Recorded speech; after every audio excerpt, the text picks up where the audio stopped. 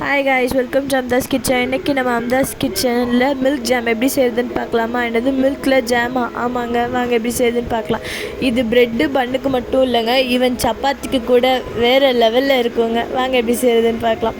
அதுக்கு முதல்ல நான் என்ன பண்ண போகிறேன் அப்படின்னா 1 லிட்ரு காய்ச்சாத பால் எடுத்திருக்கேன். அதில் 4 கப் கார்ன்ஃப்ளவர் மாவு, 150 கிராம் மில்க் பவுடர், அப்புறமாட்டி 100 கிராம் சர்க்கரை எடுத்திருக்கேன். கட்டியே இல்லாமல் மிக்ஸ் பண்ணிக்கிறேன்.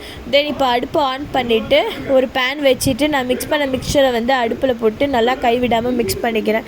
தென் எக்ஸ்ட்ரா ஸ்மெல்க்காக வெனிலா எசன்ஸ் சேர்த்துக்கிறேன். இது ஆப்ஷனல் தான், உங்களுக்கு வேண்டாம்னா சேர்க்க வேண்டாம். இருக்க அந்த பால் திக்காகிட்டே போகும். நான் காட்டுற கன்சிஸ்டன்சி தான் கரெக்டான, ஃபைனலாக காட்டுற கன்சிஸ்டன்சி தான் கரெக்டான கன்சிஸ்டன்சி. அந்த கன்சிஸ்டன்சியில் வந்ததுக்கு அப்புறமாட்டி அடுப்பை ஆஃப் பண்ணிவிட்டு கொஞ்சம் கூல் பண்ணிவிட்டு அதை ஒரு ஜாரில் போட்டு வச்சிங்கன்னா ஈவன் 1 மந்த்துக்கு ரெஃப்ரிஜிரேட் பண்ணி வச்சிங்கன்னா 1 மந்த்துக்கு வரைக்கும் கெடாமல் இருக்கும். மறக்காமல் ட்ரை பண்ணி பாருங்கள். டேஸ்ட் உண்மையாக வேறு லெவலுங்க. என்ஜாய்.